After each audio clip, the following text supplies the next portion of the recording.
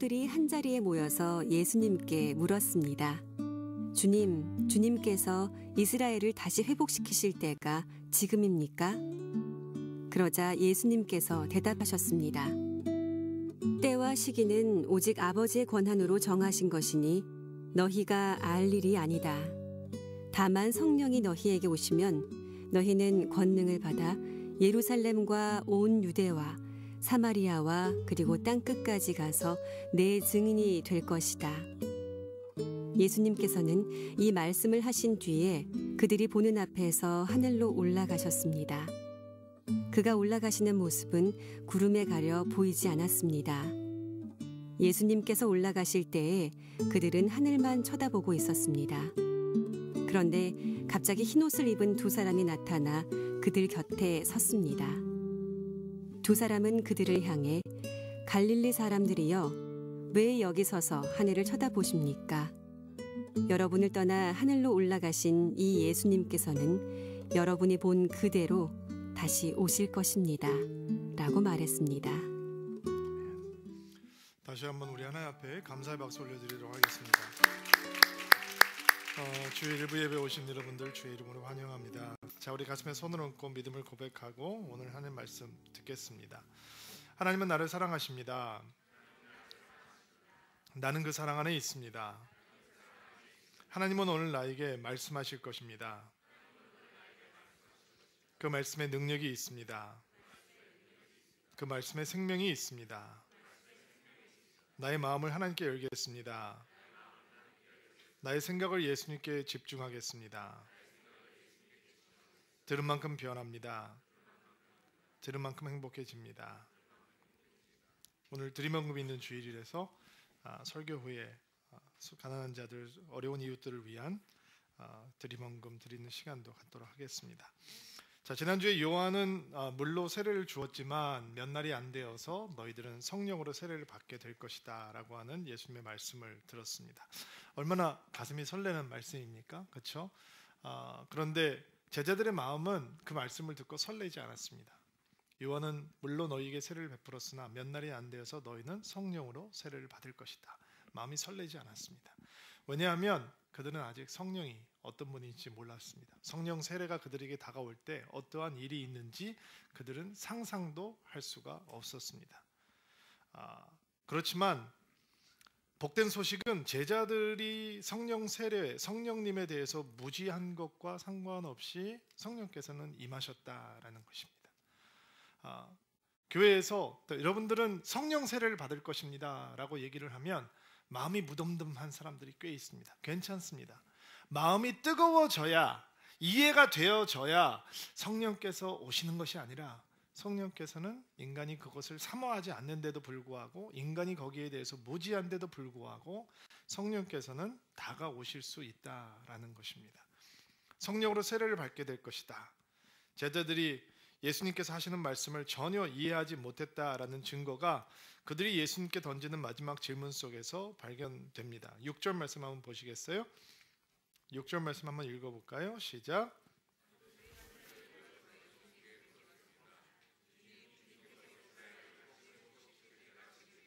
자, 주님께서 이스라엘을 다시 회복시킬 때가 바로 지금입니까? 이때입니까? 다시 한번 상황을 생각해 봅시다. 제자들은 지금 엄청난 경험을 하고 있습니다. 십자가에서 처참하게 죽으신 예수님을 생각하는 것도 충격이었을 거예요. 몹시 충격스러운 사건입니다. 그러나 죽었다 살아난 예수님을 만나는 것은 더 충격적인 사건입니다. 만약에 예수님을 제자들이 한 번만 보았다면 그 충격에서 벗어날 수 있었을 것입니다. 흔히 자유주의 신학자들이 얘기하듯이 예수님을 너무 그리워하고 보고 싶었기 때문에 너무 그리움이 큰 나머지 한 번 허상을 본 것이다.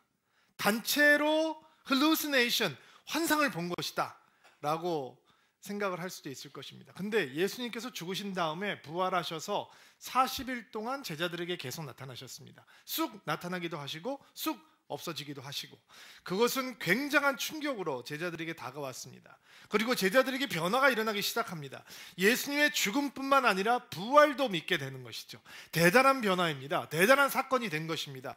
그러나 그럼에도 불구하고 6절에 나와 있는 제자들의 질문은 몹시 실망스럽습니다. 그들은 이스라엘을 회복하시는 때가 언제입니까? 라는 질문을 던지죠. 예수님께서는 하나님의 나라가 임해올 것이다 라고 말씀을 하시고, 예수님께서는 하나님의 나라가 너희 가운데 성령을 통해서 힘차게 임해올 것이다 라고 설명을 하고 계시는데, 제자들은 하나님의 꿈, 하나님의 나라가 아닌 여전히 이 땅에 있는 꿈, 이스라엘의 정치적, 군사적, 사회적 주권이 회복되는 국가적인 회복을 이야기하고 있었습니다. 부활하신 예수님을 40일 동안 만나면서도, 그분의 가르침을 받으면서도 자신들이 생각하고 있던 메시아의 나라, 예수님께서 부활하시고 예수님께서 약속하신 그 성령이 임해오면 임하게 될 것이라고 생각했던 그 인간의 나라를 벗어날 수가 없었던 것입니다. 부활을 목격하고 부활을 체험하고 부활의 메시지를 듣고 하나님의 나라에 대해서 들으면서 그들의 한계를 벗어날 수 없었던 이유는, 그들이 여전히 이 땅의 꿈과 이 땅의 나라를 생각할 수밖에 없었던 이유는 뭐냐면, 아직 그들이 성령을 못 받아서 그렇습니다. 성령을 받지 못하면 인간 수준의 생각에 머물러 있게 됩니다. 아무리 하나님의 꿈을 얘기해도 결국 이 땅의 나라를 얘기하는 것이 성령을 받은 사람과 성령을 받지 않은 사람의 차이입니다. 부활하신 예수님의 능력으로, 그리고 앞으로 강력하게 임재하실 성령님의 능력으로 겨우 이스라엘의 왕국이 회복될 것이다 라고 믿는 것은 어리석을 뿐만 아니라 세속적이기도 합니다. 부활을 목격하고 부활하신 예수님의 설교를 듣고 있었던 제자들이지만, 그들의 관심은 인간적인 꿈을 이루어줄 메시아, 거기에 수준에 머물러 있었고, 그들의 그러한 수준은 하나님의 나라의 본질까지 변화시키고 있었습니다. 그래서 예수님에게, 예수님 지금이죠? 예수님 지금 이스라엘이 회복되는 거죠? 우리가 그렇게 원했던 그 메시아의 나라, 하나님께서 오시면 도래할 것이라고 하는 그 하나님의 나라가 지금 이스라엘의 군사적 주권적 그 회복이 있으면서 이루어지는 거죠. 그동안 아시리아, 바벨론, 페르시아, 그리스, 로마에게 통치받았던 우리의 팔자가 바뀌게 되는 거죠. 내가 이제 잘 되는 거죠? 라고 하는 질문이 지금 예수님의 제자들의 입술을 통해서 예수님에게 전해지고 있는 것입니다. 빨리 말씀해 주세요. 지금인 거죠? 무슨 징조가 있을 거예요, 예수님? 라고 물어보는 거예요. 지금 다 이루어졌잖아요. 주님께서 오셨고, 장님이 일어나고, 장님이 눈을 뜨고, 앉은 맹에 일어나고, 죽은 자 가운데 예수님께서 부활하셨고, 40일 동안 예수님께서 쑥 나타나다 쑥 없어지기도 하시고, 누가 보아든지 하나님이라는 것을, 하나님께서 하신 일이라는 것을 확신할 수 있는데, 자, 그렇다면 지금인 거죠? 빨리 하나님께서 뒤에 엎으실 거죠? 라고 질문을 던지고 있는 것이죠. 근데 예수님께서 거기에 대한 답을 하는데 정말 무한할 정도로 단순하고 명쾌하세요. 7절 말씀 보시겠습니다. 시작.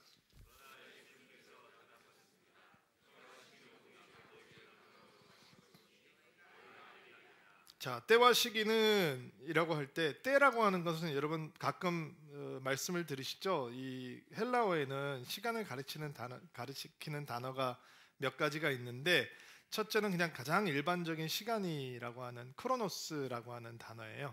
그냥 흘러가는 시간을 의미하는 거죠. 그런데 그 흘러가는 시간 가운데 의미 있는 사건이 생기면, 나에게 기억나는 사건이죠. 그거는 카이로스라고 얘기를 해요. 근데 여기에 등장하고 있는 단어는 크로노스와 카이로스가 다 등장을 해요. 때와 시기라고 번역을 했는데, 또 다시 재해석을 해보면 이런 의미인 거예요. 흘러가는 시간이나 당신들에게 중요한 시간이나 너희들에게 의미 있는 시간이나 아무 상관없어. 너희들이 알 바가 아니다 라고 예수님께서 설명하고 계시는 거예요. 그것이 너희의 관심이 되어서는 안 된다라고 하는 의미도 예수님의 단호함 속에 포함될 수 있을 것 같습니다. 자, 이스라엘의 회복의 시기가, 징조가 왜 중요한가? 이유는 간단해요. 말씀드렸죠? 그들에게 성령이 없기 때문이에요. 성령이 없기 때문에 그들은 여전히 자신들의 관심사에 몰두해 있는 거죠. 세상의 생각이 예수의 생각으로, 세상의 욕심이 하나님의 거룩한 목적으로, 세상의 근심이 하나님의 평강으로 바뀌는 것은 노력이 아니라 성령이 오실 때 가능한 일이에요. 성령이 우리 안에 오시면 우리가 끊임없이 생각하고 있는 내용들이 바뀌기 시작하고, 우리의 마음을 끊임없이 채우고 있는 생각들이 하나님의 생각으로 바뀌기 시작하는 것입니다. 지금이죠, 예수님? 지금 이루실 거죠? 시기와 때가 언제인가요? 무슨 징조가 있을 건가요? 라고 질문을 하고 있는 제자들에게 예수님께서 화를 안 내시죠? 무슨 소리 하는 거야? 너 40일 동안 지금 헛것 본 거야? 뭐 들은 거야? 라고 화를 내시지 않고 그런 어리석은 질문을 하는 이 제자들을 향해서 단호하게 그 때와 시기는 너희들이 상관할 바가 아니다. 아버들도 모르고 오직 아버지의 권한 안에 있다. 그리고 8절 말씀 보세요.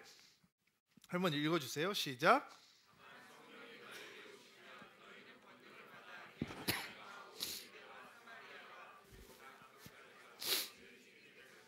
자, 다만이라고 시작이 됐는데 다만이라고 하는 단어는 옛날 개정판을 보면 오직이라고 번역이 되어 있는 단어예요. 조금 더 정확한 번역은 그러나예요.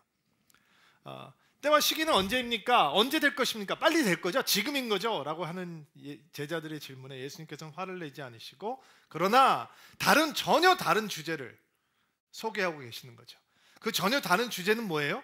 인간들이 소망하는 하나님의 나라가 이 땅에 언제 올 것이 아니고 성령에 대한 얘기로 다시 돌아가시는 거예요. 왜? 성령이 오지 않으면 결국 자기들 생각 속에 머물러 있는 거예요. 그렇잖아요. 교회 안에서도 사람들이 모여서 대화를 해요. 근데 같이 예수 믿는 사람들이 모여 있는 것 같은데 어떤 사람들의 대화 속에서는 예수님께서 등장하시고 어떤 사람들의 대화 속에서는 예수님이 절대로 등장하지 않으세요. 모여 있지만 세상 관심사를 나누는 얘기가 많아요. 어디 투자하면 좋대, 어디 땅값이 오르고 있대, 어디 학원 가면 애들이 대박친대. 그 수준에 머물러 있는 이유는 성령께서 우리 가운데 운행하시지 못하기 때문이죠. 그러니까 제자들에게 자신들의 생각과 바램과 소망으로 가득 차 있고 자신의 꿈을 하나님의 꿈으로 착각하고 있는 제자들에게 메시아의 나라를 얘기하고 있지만 결국 그것이 자기의 수준을 머물러 있는 제자들에게 그러나 성령이 오시면 바뀔 것이다 라고 예수님께서 말씀하고 계시는 거예요. 어리석은 질문을 하는 사람들에게 다시 성령으로 그 포커스를 돌려주는 거죠. 그러나 성령이 너희에게 오시면, 너희에게 임하시면 너희는 어떻게 된다고요? 권능을 받는다는 거예요. 성령이 제자들에게 오시면 제자들이 권능을 받게 될 것이다. 파워를 받게 될 것이다. 이 여기서 등장하고 있는 권능, 파워, 능력이라고 하는 단어는 다이너마이트라고 하는 단어와 똑같은 어원을 가지고 있는 단어예요. 그러니까 예수님께서 성령이 오신다. 그리고 너희가 다이너마이트처럼 터질 거야. 폭발력을 가지게 될 거야. 역동성을 가지게 될 거야. 하늘의 능력으로 덧입혀질 거야. 그리고 여러분은 사도행전을 공부하시면서 사도행전을 읽으시면서 설교를 들으시면서 여러분과 저처럼 보통 성정을 가지고 있던 사람들이 똑같이 소심하고 똑같이 연약하고 똑같이 헌신되어 있지 못했던 사람들이 그 성령의 다이너마이트, 성령의 능력이 임해올 때 어떻게 변하게 되는지를 목격하게 되실 거예요. 그리고 도전받게 되실 거예요. 그리고 이러한 기대감으로 차오르실 거예요. 그 성령이 임해오면 내가 그렇게 변할 수 있는 거야? 이 사람들이 그렇게 살 수 있었다면 나에게도 성령께서 온전히 역사하시면 나에게도 그 권능이 임하는 거야? 라고 스스로 질문을 던지시게 될 거예요. 답은 미리 말씀드릴게요. 그럼요. 성령이 임하시면 지금 예수님께서 말씀하고 있는 권능이라고 하는 것이 우리 안에 차오르기 시작하죠. 성령이 또 오시면 제자들은 증인이 될 것이다 라고 예수님께서 말씀하셨죠. 증인은 증언하는 대상이 있어야 돼요. 누구의 증인이 된다는 거예요? 예수 그리스도죠. 무엇의 증인이 된다는 거예요? 예수 사건, 예수의 죽음과 부활과 그리고 제자들이 곧 목격하게 될 예수님께서 영화롭게 되셔서 승천하고 있는 바로 그 모습, 거기에 대한 증인이 될 것이다 라고 예수님께서 말씀하셨던 거예요. 그들이 보고 듣고 체험하고 확신한 바를 증거하는 것. 보지 않고 듣지 않고 체험하지 않고 확신하지 않으면 증인이 될 수가 없어요. 예수 그리스도의 제자들은 성령이 오신 다음에 예수님을 증거하는 증인이 될 거예요. 증인이라고 하는 말은 순교자라고 하는 말과 비슷해요. 그래서 이 증인이라고 하는 말을 들었던 제자들은 그 말을 듣자마자 그것이 순교를 의미할 수 있다라는 것도 간파했을 거예요. 지금까지는 성령이 오시기 전까지는 제자들에게 예수님은 목숨을 바쳐서까지 증언할 필요가 없는 대상인 거죠. 예수님은 자기네들을 도와줄 수 있고 병자를 고칠 수 있고, 배가 고프면 오병이어로 기적을 베풀어서 빵을 먹게 해줄 수 있고, 그러나 목숨까지 바쳐가면서 위험까지 감수해가면서 증언할 필요 있는 대상은 아닌 거예요. 그러나 성령이 오시면, 성령께서 제자들에게 임하면 예수 그리스도는 위험을 감수하는, 목숨을 잃어버릴 수도 있는 상황까지 감수하면서 증거해야 하는 대상이 되시는 거죠. 그것을 위해서 예수님께서는 능력을 주시겠다라고 약속하고 계시는 거예요. 믿는 자에게는 이런 표적이 따르니 그들이 내 이름으로 귀신을 쫓아내고 새 방언을 말하고, 무슨 뱀을 집어 올리며 무슨 독을 마실지라도 해를 받지 아니하고, 병든 사람에게 손을 얹은즉 나으리라. 아멘. 이 능력이 성령을 받는 제자들에게 임해오는 거죠. 그리고 사람들이 그것을 자랑해요. 아니에요. 그 능력에 의미가 있는 것이 아니라 성경이 말씀하시는 것처럼 제자들은 곳곳에 다니면서 복음을 증거하였습니다. 능력과 증인으로 살아가는 삶은 아주 긴밀하게 연결이 되어 있는 거예요. 어디서 증인이 되는 것입니까? 예수님의 표현이 굉장히 흥미로워요.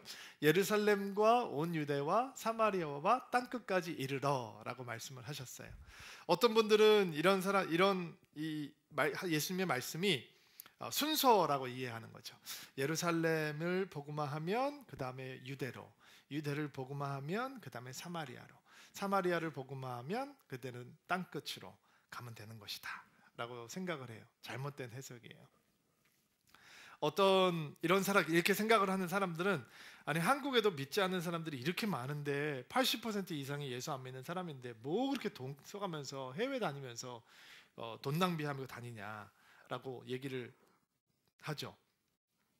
만약에 120년 전에 조선의 선교사가 필요할 때 그들을 선교사를 보내주어야 했던 교회들, 성도들, 목회자들이 그런 생각을 했다면 아마 이 나라는 여전히 미전도 종족이었을 거예요. 우리나라가 그때 미전도 종족이었거든요. 선교사를 잡아 죽이는, 핍박할 뿐만 아니라 순교시키는 나라였거든요. 복음은 성령을 받은 사람을 통해서 예루살렘을 벗어나서 땅끝까지 힘차게 전파되는 것이죠. 대한민국 서울이 복음화되고 나서 땅끝으로 가는 것이 아니라, 예수님의 말씀은 예루살렘이 다 복음화되지 않았는데도 땅끝이라고 말씀하고 계시잖아요. 예수님의 꿈은 처음부터 열방인 거죠. 예수님의 꿈은 처음부터 교회가 열방으로 가는 거예요. 그런데 성령을 받지 않으면 열방이 안 보이는 거죠. 교회가, 성도들이 성령을 받지 않으면 땅끝을 못 보는 거예요. 땅끝의 의미를 파악하지 못하는 거예요. 교회가 땅끝의 소중함 뿐만 아니라 예루살렘의 소중함까지 깨달을 수 있는 유일한 방법은 하나님의 성령으로 채워지는 거예요. 여러분, 우리 교회 안에서 사도행전의 역사가 일어나고 있어요. 아멘 안 하세요? 일어나고 있다니까. 우리 교회 안에서 사도행전 역사가 일어나고 있다니까요. 문찬식 선교사님 그리고 허은경 선교사님 컴미션에서 훈련을 잘 마치셨어요. 선교사 훈련 과정이 다 마무리가 된 날 밤이었어요. 선교사님들 훈련 받는 분들이 훈련센터에서 퇴소를 하고 그분들을 섬기는 컴미션의 이재환 선교사님, 대표 되시는 이재환 선교사님께서 밤에 늦게 저에게 전화가 오셨더라고요. 왜 이렇게 늦게 전화를 하셨냐고. 전화를 뭐 여러 번 하셨어요. 통화가 됐는데 선교사님께서 이런 말씀을 하시는 거예요. 훈련을 다 마치고 이제 출국 날짜만 남았는데 아무리 생각해도 문찬식 목사님을 캄보디아를 보내는 게 마음이 하나님의 뜻이 아닌 것 같다. 교회가 괜찮으면 조금 다른 길을 찾아보면 좋겠다. 그래서 제가 그분 선교의 만큼은 멘토링을 받는 목사님이시기 때문에, 그리고 하나님께서 목사님 통해서 저희들을 인도해 주신다라고 믿기 때문에, 목사님 그러면 본부에서는 어디를 생각하고 계십니까? 라고 얘기했더니 한 번도 생각해 보진 나라의 이름이 나왔어요. 네팔로 가면 좋겠다라는 말씀이에요. 사도행전이 일어나고 있는 거예요, 여러분. 사도행전 16장에 보면 사도 바울이 소아시아로 다니면서 선교를 하려고 그랬는데 성령께서 막으시거든요. 그리고 성령께서 새로운 사람을 보여주세요. 마게도니아 사람, 그리스 사람인 거죠. 그리고 한 번도 계획하지 못했고 준비하지 못했던 선교 여행을 떠나게 되죠. 그래서 거기서 첫 번째 유럽 교회가 세워지는 거예요. 그게 빌립보 교회죠. 지금 이 역사가 서울 드림교회 가운데 일어나고 있는 거예요. 그래서 제가 문성교사님이 캄보디아를 몇 번 왔다 갔다 하면서 그 땅을 향한 마음을 키우고 있었어요.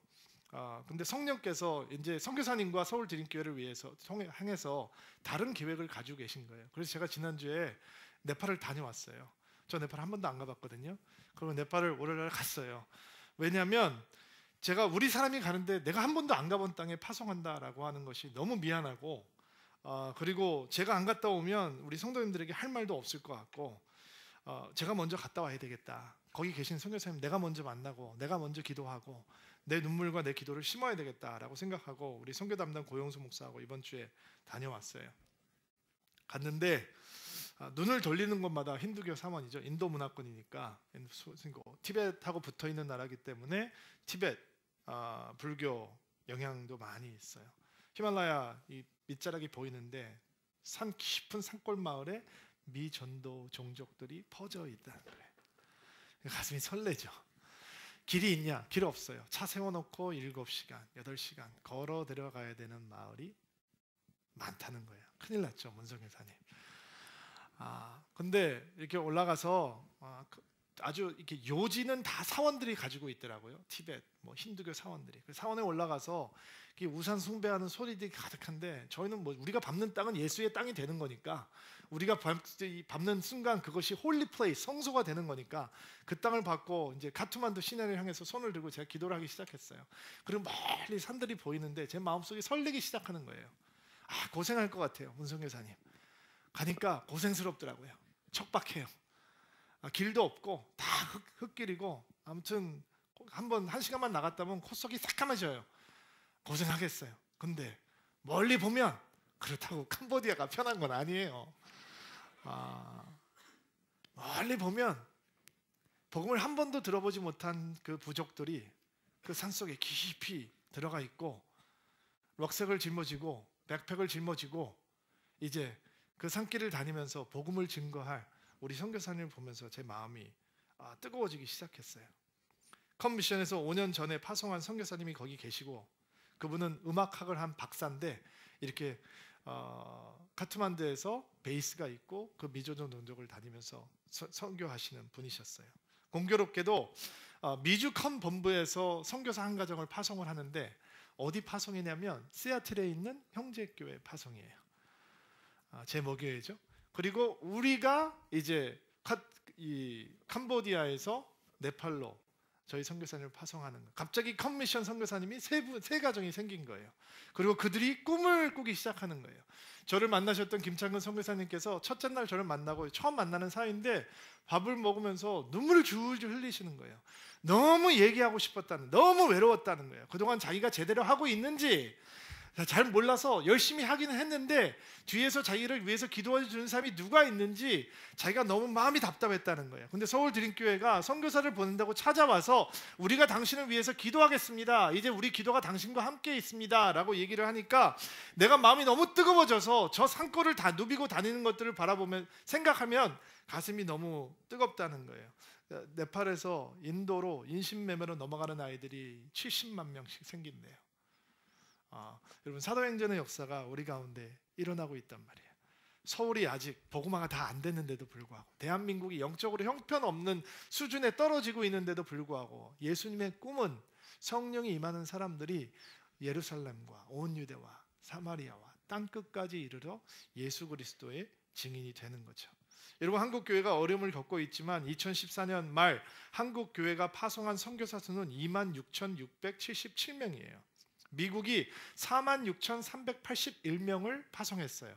약 2배가 되는 것이죠. 근데 한때 세계 선교를 주도했던 영국이라는 나라가 파송한 선교사의 숫자가 5,666명이에요. 한국 대단하죠. 여러분, 제가 기억이 나요. 생생하게 기억이 나는 게 저희 목회 선배들이 오래전에 한국이 선교사를 파송하는 나라가 되고 싶은데 경제 여건이 안 돼서 달러가 나라에 없기 때문에 선교사를 파송할 수 없던 때가 있었다라고 얘기했던 게 기억이 나요. 여러분, 우리는 선교사님들을 파송한다라고 할 때, 땅끝까지 가야 된다라고 할 때 이런 생각 가끔 하잖아요. 우리도 가끔 이렇게 당황스러운 선교사님들 만나잖아요. 눈살을 찌푸리게 하는 선교사님 만나거든요. 그러나 그런 것들 때문에 이 땅끝까지 가야 된다라고 하는 주 예수 그리스도의 말씀을 무덤덤하게 받아들이면 안 되는 거예요. 여러분, 한국에 정말 훌륭한 선교사님들이 많으셨어요. 근데 모두가 다 그랬던 건 아니에요. 어떤 선교 역사를 보면 어떨 때 막 화가 발끈 날 때가 있어요. 옛날 선교사님들이 한국에 오셔가지고 아이들이 먹을 게 없으니까 선교사님 집에 들어와서 이렇게 그 과일을 따먹든지 이렇게 하면 붙잡아다가 얼굴에다가 도적 이렇게 써놓고 막 벌을 세우기도 하고, 말이 안 되죠. 너무 수치스러운 얘기죠. 그리고 한국에 이 선교를 나왔다라고 하면서 한국 사람들을 이렇게 머슴처럼 가마를 끌게 하고 가마를 짊어지게 하고 거기에 거들먹거리고 앉아서 다니기도 하고 이랬던 사람들도 있단 말이에요. 인종차별하고 무례하게 대하고. 그러나 그런 선교사님들이 몇 분 계셨다고 해도 이 목숨을 걸고 예수 그리스도의 증인이 되겠다라고 이 땅을 찾았던 그 선교사님들의 아름다운 사역을 무효화할 수는 없는 거잖아요. 가끔씩 선교사님들, 이상한 선교사님들 계세요. 가끔씩 한국 교회가 선교사님들을 향해서 무례하게 대하기도 해요. 그리고 때로는 중복 선교가 되기도 하고 때로는 돈이 낭비되기도 해요. 인정해요. 그러나 예수님께서 말씀하고 계시는 건 뭐냐면, 성령이 임하면 예루살렘과 온 유대와 사마리아 땅끝까지 이르러서 너희가 나의 증인이 될 것이다 라고 하는 얘기죠. 그리고 그 증인이 되겠다라고 헌신하는 사람들을 통해서 복음은 힘차게 전해지는 거예요. 양화진에 가면 25살 나이에 조선에 들어온 지 8개월 만에 순교한 루비 캔드릭 선교사님 묘가 있어요. 그 묘비에는 나에게 1000개의 목숨이 있다면 조선을 위해서 그것을 다 바칠 것이다 라고 하는 문구가 실려 있죠.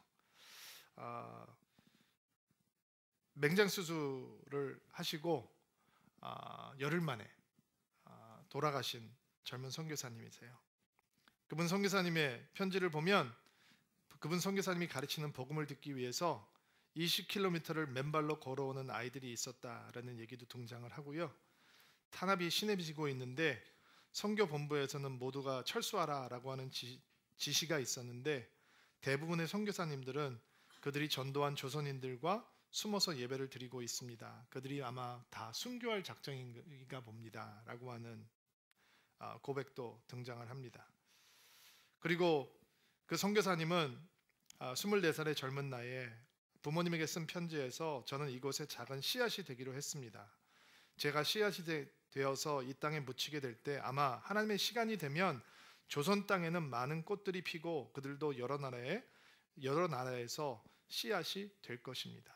100년 전에 살았던 한 젊은 선교사님이 예언을 한 거죠. 언젠가는 조선이 그렇게 될 것이다. 그리고 이제 26,000명의 선교사님들이 땅끝에 나가 계시는 것입니다. 선교사님은 고백합니다. 내가 조선을 가지고 향해서 열정을 가지고 있는 것이 아니라 하나님께서 조선을 향해서 가지신 열정이다라는 것을 알게 되었다.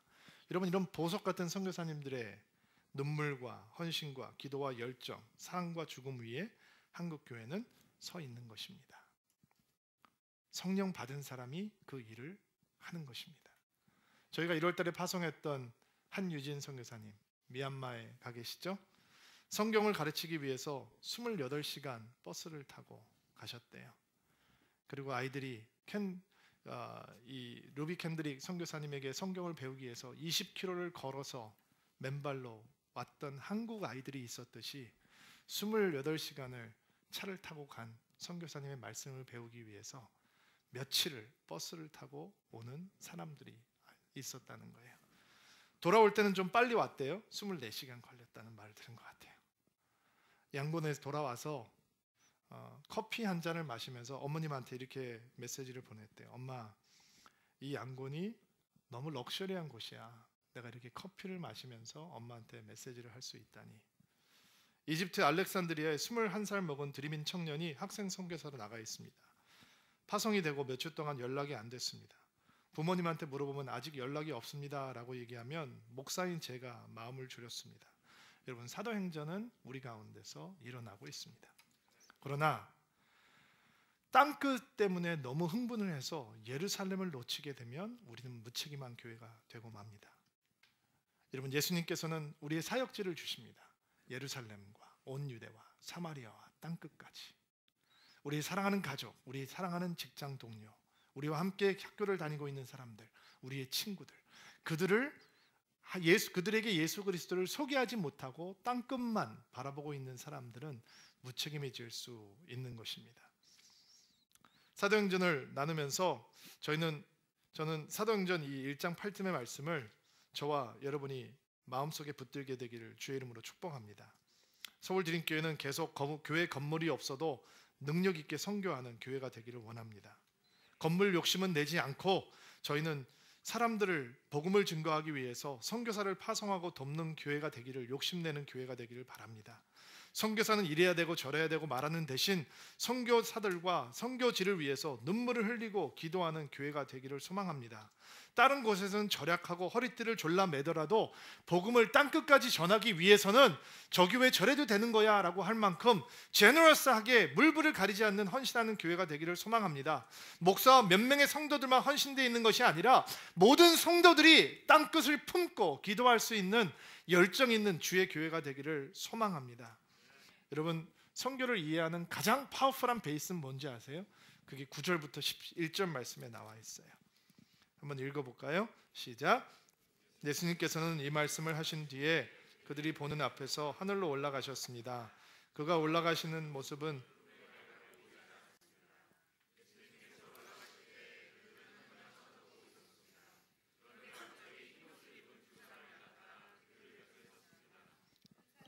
그들을 향해 갈릴리 사람들이여 왜 여기 서서 하늘을 쳐다보십니까?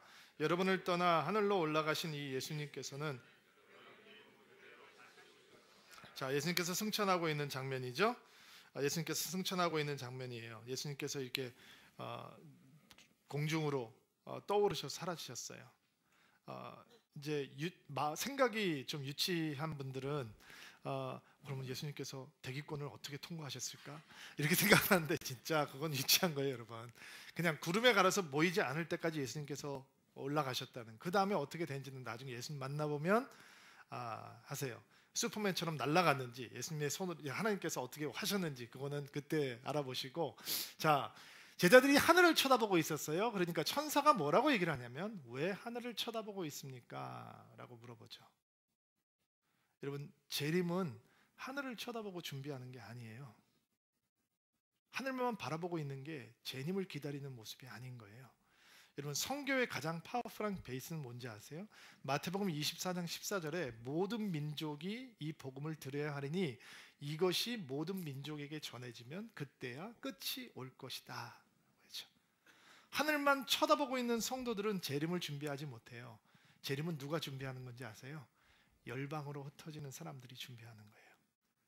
모든 민족이 복음을 들으면 그때서야 주께서 재림하실 길이 준비가 되는 거예요. 선교는 복음을 전하는 것으로 끝나지 않고요. 문창신 선교사님이 히말라야 산 줄기를 따라다니면서 복음을 한 번도 들어보지 못한 미전도 종족들에게 복음을 증거하면 예수님께서 재림하실 길이 준비가 되는 거예요. 그리고 주께서 오시는 거예요. 선교란 특별한 열심이 있는 성도들이 하는 것이 아니에요. 선교란 예수님의 재림을 소망하는 주의 백성들이 주의 오실 길을 예비해 드리는 거예요. 자, 서울드림교회와 드림인들이 가는 곳에 예수님의 재림이 준비되는 복된 길이 마련해질 줄로 믿습니다. 예수를 믿고 성령으로 세례를 받는다는 것, 여러분 증거가 있는 것입니다. 오늘 제가 여러분들에게 4가지 말씀을 드렸는데 여러분 잊지 않게 되기를 바랍니다. 우리의 관심이 하나님의 관심으로 변하게 될 것입니다. 성령은 우리의 마음의 생각을 하나님의 생각으로 충만한 사람으로 바꾸어 놓으실 것입니다. 2번째, 성령께서는 스스로 힘이 아닌 하나님의 힘과 능력으로 우리를 덧입혀 주실 것입니다. 3번째, 예루살렘과 온 유대와 사마리아와 땅끝까지 이르러 주님이 증인이 되어가는 상상도 할 수 없었던 일들을 성령 받은 성령 충만함을 받는 여러분과 제가 해내고 말 것입니다. 그리고 네 번째, 그것은 주님의 재림을 준비하는 위대한 신앙의 길이 될 것입니다.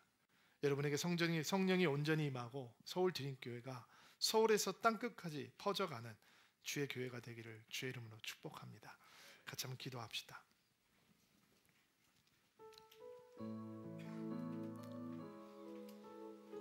하나님, 성령이 우리에게 온전히 임하시면 우리가 권능을 받고 서울과 땅끝까지 이르러 주 예수 그리스도의 증인이 될 줄로 믿습니다. 우리는 연약하지만 그 일이 우리 가운데 온전히 이루어지기를 소망합니다. 주여, 그것을 행하시는 하나님을 바라볼 수 있도록 도와주시옵소서. 우리 인생의 현장에서 예수를 증거하며 땅끝까지 가기를 주저하지 않는 성령 충만한 교회가 될 수 있도록 도와주옵소서. 예수님의 이름으로 기도하옵나이다.